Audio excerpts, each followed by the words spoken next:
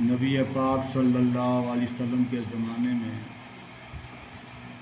عمر فاروق رضی اللہ تعالی عنہ نے ایک شخص کو بلایا، وہ روزہ کھا رہا تھا۔ آپ نے فرمایا، ظالم، ہمارے چھوٹے چھوٹے معصوم بچے روزہ رکھتے ہیں اور تم اتنے جوان ہو کر، صحت مند ہو کر روزہ کھاتے ہو، اور پھر آپ نے اس کو باقاعدہ سزا دی اس جرم میں۔ اور کیا مجال کہ اس دور میں کوئی منافق بھی یا کافر بھی مسلمانوں کے سامنے روزہ کھائے۔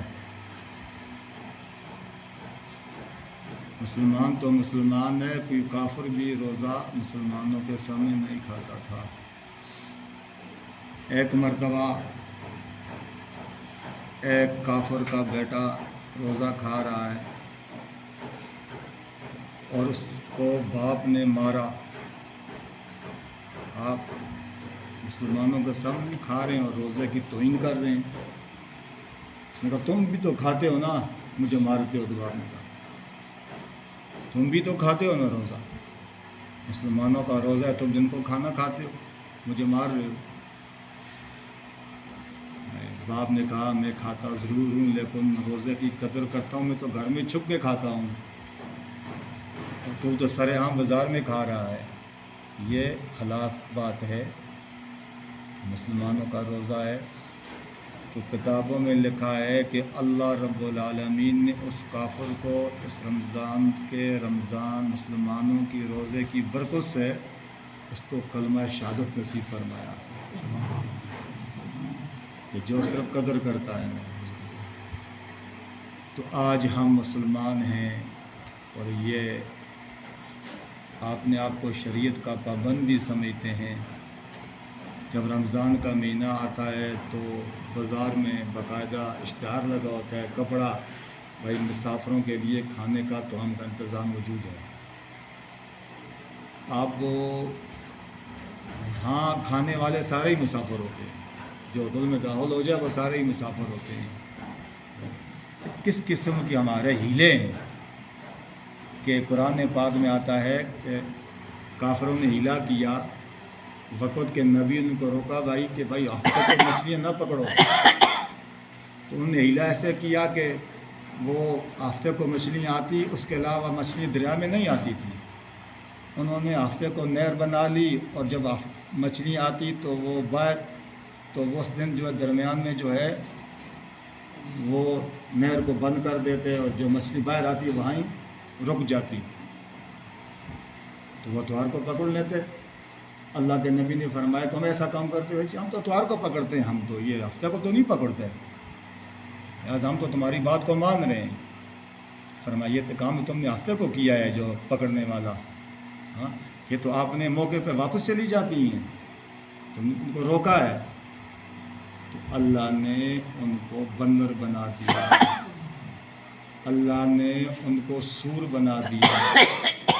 تو پھر ہم آپ نے بزرگوں سے سنا کرتے تھے کہ بھائی یہ لوگ بگڑے ہوئے ہیں، وہ جانور ہیں جو آج کے زمانے میں ہیں، لیکن قرآن نے اس بات کی تردید فرمائی کہ بھائی وہ لوگ نہیں، یہ اللہ کی مخلوق ہے، جو بوجھے بندر ہیں، سور ہیں، یہ ایک مستقل مخلوق ہے، یہ وہ بگڑے ہوئے نہیں ہیں۔ وہ قرآن پاک میں یہ بات موجود ہے کہ وہ 3 دن سے زیادہ زندہ نہیں رہے، سارے کے سارے مر گئے، الحمدللہ مر گئے۔ اس لیے کہ دین کی آڑ میں ایک انسان بیماری کی آڑ میں، مسافر کی آڑ میں آ کر وہ اپنا فائدہ اٹھاتا ہے، وہ بڑا ہی ظالم ہے۔ ہاں سفر کی آڑ لی، کھانا کھا رہا ہے، ہاں جی، بیماری کی آڑ لی، بھائی میں بیمار ہوں، وہ روزہ کھاتا ہے۔ تو یہاں روزے کا ذکر ہے کہ بچوں کا بھی روزہ وہ رکھاتے تھے، اور چھوٹے چھوٹے کھلونے بنا دیتے ہماری مائیں اور بہنیں اس وقت بھی، کہ جب بچے روتے تو ان کے سامنے کھلونوں کے ڈھیر لگاتے، کھیلو تم، مصروف ہو جاؤ تاکہ تمہارا روزہ گزر جائے۔ اور یہاں تک بھی کتابوں میں لکھا کہ دودھ پینے والے بچوں کو بھی میں دودھ نہیں پلاتی تھی، روزے کی قدر کرتی تھی، وجہ روتے تھے۔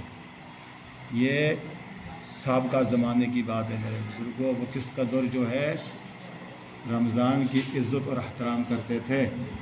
آج آپ دیکھ رہے ہیں رمضان میں کیا کچھ ہو رہا ہے۔ اس لیے کہ کوئی بھی عبادت ہے اس کا احترام کیا جائے، نماز کا احترام کیا جائے، مسجد کا احترام کیا جائے، ماں باپ کا احترام کیا جائے، استاد کا احترام کیا جائے، کوئی بوڑھا مسلمان ہے اس کا احترام کیا جائے۔ ساری عبادت ہے، نماز یہی سکھاتی ہے، اخلاق کے ساتھ سب کے ساتھ پیش آیا جائے۔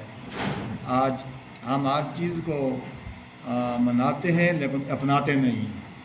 منانے سے کام نہیں بنتا، اپنانے سے کام بنتا ہے۔ دیکھو لباس ہم جو اس کو پہنتے ہیں تب ہمارے لیے فائدہ ہوگا، بنا کے گھر میں رکھ لیں بھائی جوڑے 4 سوٹ بنائے ہوئے تو فائدہ تو نہیں ہوگا بھائی، بنانے سے کام نہیں بنتا، اپنانے سے بنتا ہے۔ تو نبی علیہ السلام کا نام لینے سے، قرآن کا نام لینے سے کام نہیں بنے گا، اس میں کہ جو اصول مسجد کے، سیرت کے، قرآن کے، نماز کے، ان کو اپنانا پڑے گا، ان کو زندگیوں میں لانا پڑے گا میرے بزرگوں۔ پھر اللہ تعالیٰ نے ہمارے لیے کامیابی رکھی ہے اور کامیابی کا راستہ جو ہے ہمارے لیے ہموار کیا ہے۔ تو صرف جو ہے مانیں گے تو کوئی فائدہ نہیں ہے۔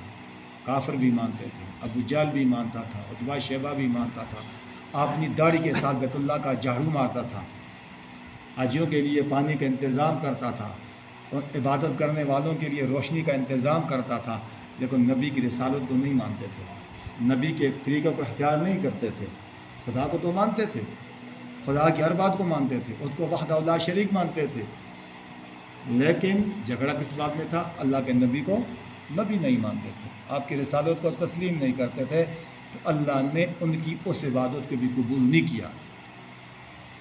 تو مسجد کی عبادت بھی تب قبول ہوگی، قرآن کا پڑھنا بھی تب قبول ہوگا، سارے احکامات کا تب قبول ہوا کہ نبی علیہ السلام کی کامل اتباع کی جائے گی میرے بزرگوں۔ تو یہ ہمیں یہی دین کا راستہ جو حدیث و قرآن سے ملا ہے، یہی ہمیں فائدے والے راستے بتاتا ہے۔ اللہ ہمیں کہنے سے زیادہ عمل کی توفیق عطا فرمائے۔